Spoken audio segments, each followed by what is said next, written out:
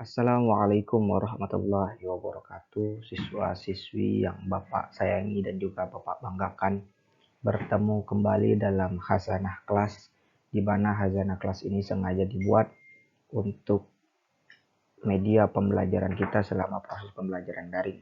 Dan Khazanah Kelas ini membahas seputar materi-materi keagamaan dan budi pekerti di tingkat SMP dan MTS. Di mana pada materi ini kita akan membahas salah satu rukun iman yang 6, di mana sebelumnya kita sudah membahas rukun iman dari nomor 1 sampai nomor 5. Iman kepada Allah, malaikat, kitab, rasul, dan hari kiamat. Nah, kita akan membahas materi beriman yang hari terakhir. Iman yang terakhir, yaitu beriman kepada qada dan qadar, berubah ketenangan hati. Dari penjelasan Bapak nanti diharapkan kalian mampu menjelaskan tanda-tanda keimanan kepada qada dan qadar. Nah, sebelum memulai, mari kita awali dengan pembacaan doa. Bismillahirrahmanirrahim. Raditu billahi robba wa bil islami dina wa bi Muhammadin nabiyya wa rasulah. Rabbi zidni ilma warzuqani fahma. Amin. Ada hal yang perlu Bapak ingatkan terkait disiplin protokol kesehatan itu harga mati. Kenapa? Karena corona masih ada hingga hari ini. Pakai masker, rajin cuci tangan, jaga jarak, dan menghindari dan jangan bikin kerumunan adalah salah satu ikhtiar kita untuk tidak terinfeksi virus corona.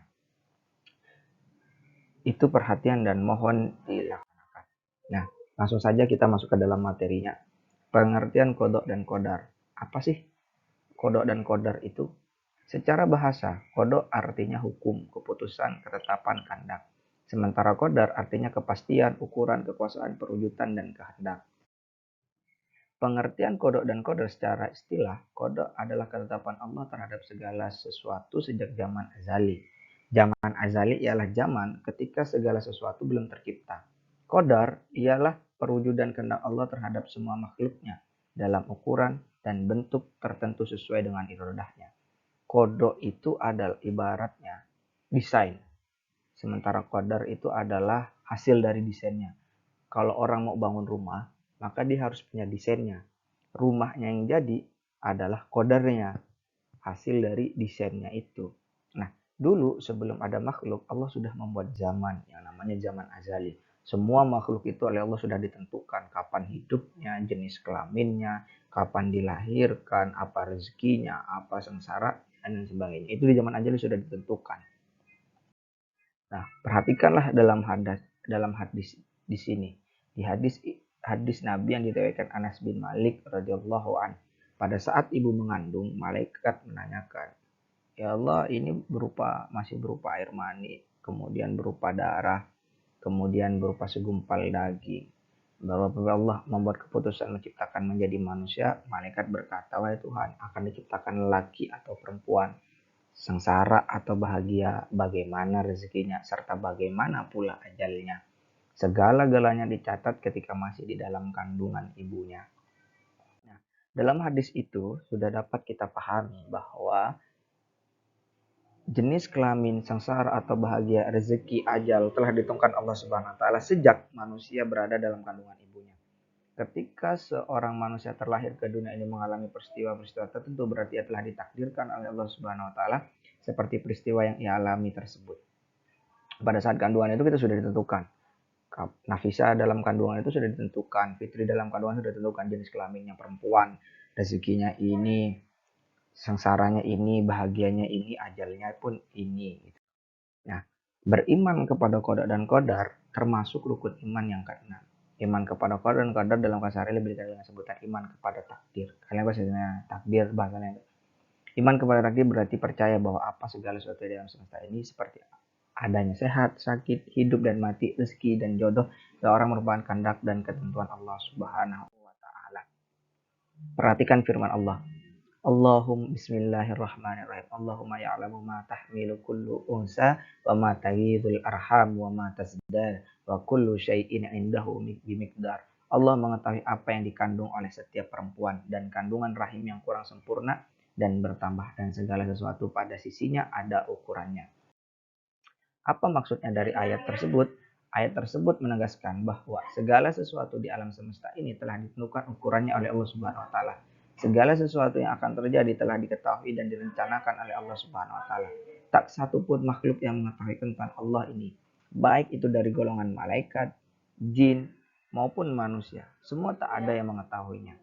Lalu kalian pasti muncul pertanyaan, loh Pak, untuk apa kita berikhtiar jika segala sesuatu sudah ditakdirkan Allah Subhanahu wa taala? Loh, Pak, untuk apa kita belajar kalau oleh Allah kita sudah ditakdirkan bodoh? Loh, Pak, untuk apa kita bekerja kalau oleh Allah sudah ditakdirkan kita miskin begitu. Nah,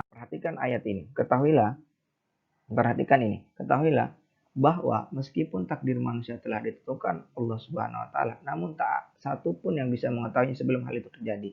Hal inilah yang menjadikan manusia tetap wajib berusaha untuk meraih yang terbaik. Allah Subhanahu wa taala memberikan jalan kepada manusia untuk menjalani kehidupannya dengan cara ikhtiar, sekuat tenaga serta mengiringnya dengan berdoa. Perhatikan ayat ini. Bismillahirrahmanirrahim. Innallaha la yughayyiru ma biqaumin hatta yughayyiru ma bi anfusihim. Artinya sesungguhnya Allah tidak akan mengubah keadaan suatu kaum sebelum mereka mengubah keadaan diri mereka sendiri. Meskipun takdir kita telah ditentukan oleh Allah, tapi Allah juga menyuruh kita untuk berikhtiar, untuk merubah takdir itu. Kita yang miskin oleh Allah ditakdirkan miskin, tapi ketika kita berikhtiar, bisa saja kita berubah menjadi kaya. Dan itulah hasil keputusan kita. Nah, kemudian takdir itu dibagi menjadi dua. Ada takdir mu'allak. Mu'allak itu apa? Mu'allak secara bahasa artinya sesuatu yang digantungkan. Atau takdir mu'allak yaitu ketentuan Allah yang mengikuti sertakan peran manusia melalui usaha atau ikhtiarnya. Takdir mu'allak itu takdir yang dimana ada peran manusia di dalamnya. Contoh apa? Kepandaian. Seseorang yang ingin pandai maka harus berusaha meraihnya. Orang yang mau pandai ya harus belajar. Nggak ada istilah mau pandai nggak dengan cara instan gitu. Baru lahir tiba-tiba langsung pandai. Nggak ada. Pak, saya nggak bisa ini. Ya belajar. Nggak ada istilah Pak nggak bisa tiba-tiba tidur langsung bisa. Nggak. Kesehatan. Seorang yang ingin sehat harus berusaha dengan cara berolahraga, menjaga kebersihan, makan makanan bergizi. Ya Anda mau sehat, tapi cuman kerjanya tidur, makan makanannya berlemak, ya mau sehat di mana? Kemudian kemakmuran. Kemakmuran bisa diraih dengan giat bekerja, kreatif, pantang penjara, rajin, menabung, dan hemat.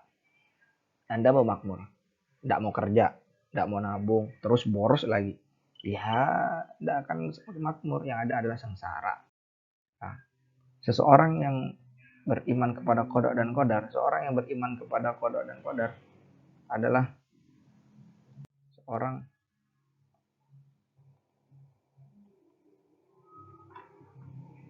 kedua takdir mubrom. Secara bahasa artinya sesuatu yang tidak dapat dielakkan atau sudah pasti. Jadi takdir mubrom adalah ketentuan mutlak dari Allah Subhanahu wa taala yang pasti berlaku. Dan manusia tidak diberikan peran untuk menentukan contoh jenis kelamin manusia, ajal, panjang pendek, api memiliki sifat dan kiamat dan sebagainya.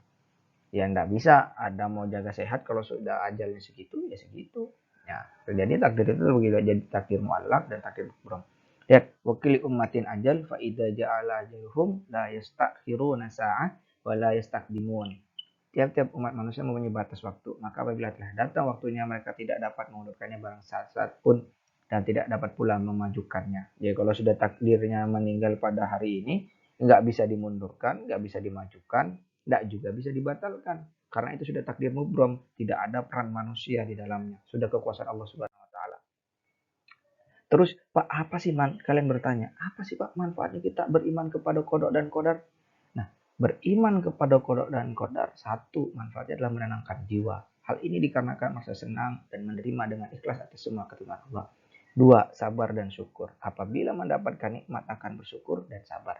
Pasrah dan tawakal apabila mengalami kesulitan. Optimis, kegagalan tidak akan membuat berputus asa. Justru sebaliknya, makin bersemangat berusaha sekuat dan tenaga.